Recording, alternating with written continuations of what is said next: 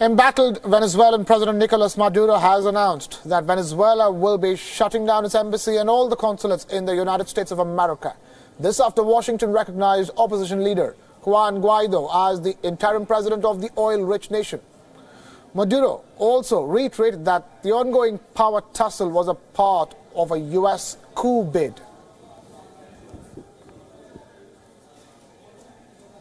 Y he decidido regresar todo el personal diplomático y consular de nuestro país en el exterior y cerrar nuestra embajada y todos los consulados en Estados Unidos.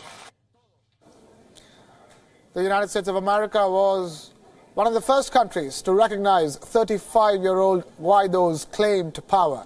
U.S. President Trump said that he has been closely watching the situation in the economic crisis hit Latin American country. Well, it's a very sad situation. That was the richest state in all of that area. That's a big, beautiful area, and by far the richest. And now it's one of the poorest places in the world. That's what socialism gets you, when they want to raise your taxes to 70%. You know, it's interesting.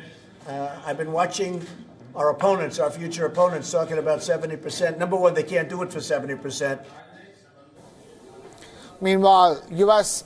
Secretary of State Mike Pompeo has urged the Venezuelan military to provide protection for Guaido. Remember, Guaido has called for the army's help in conducting a fair election.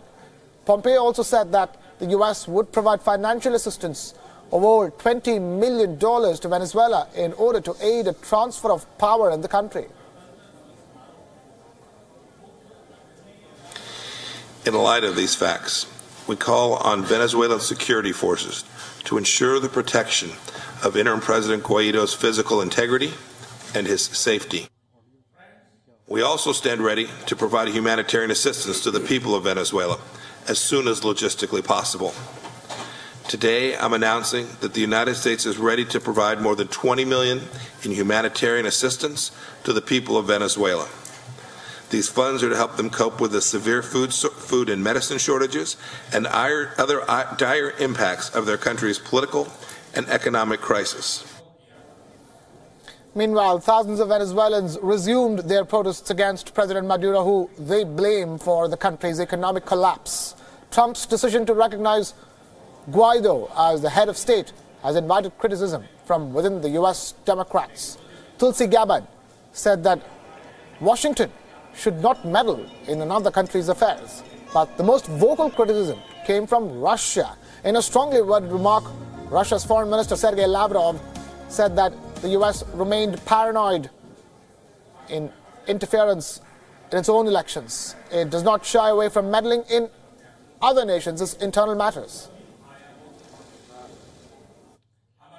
Не раз мы убеждаемся, как Соединенные Штаты, которые параноидально тревожатся о том, что кто-то вмешивается в их выборы, не имея на руках никаких доказательств, сами уже в очередной раз за последние месяцы, это далеко не первый случай, просто в Венесуэле это сделано предельно грубо, пытаются выступать вершителями судеб других народов, а на деле просто вмешиваются в их внутренние дела. Тут никакую комиссию Мюллер даже создавать не надо. Now, the United Nations has said that the only dialogue that's going to resolve the crisis in Venezuela, however, the body has refused to intervene in Venezuela's political turmoil. A permanent mission here, and that remains the mission that we deal with. As the Secretary General made clear in some comments that he made while in Davos today, sovereign governments have the possibility to decide whatever they want in relation to recognizing other governments. You know, that is ultimately a matter between sovereign governments, and we don't intervene in that process.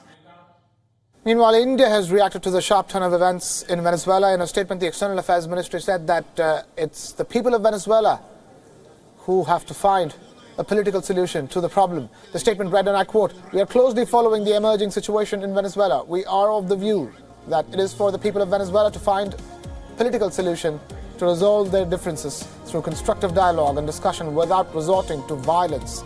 We believe democracy, peace and security in Venezuela are of paramount importance for the progress and prosperity of the people of Venezuela. India and Venezuela enjoy close and cordial relations, unquote.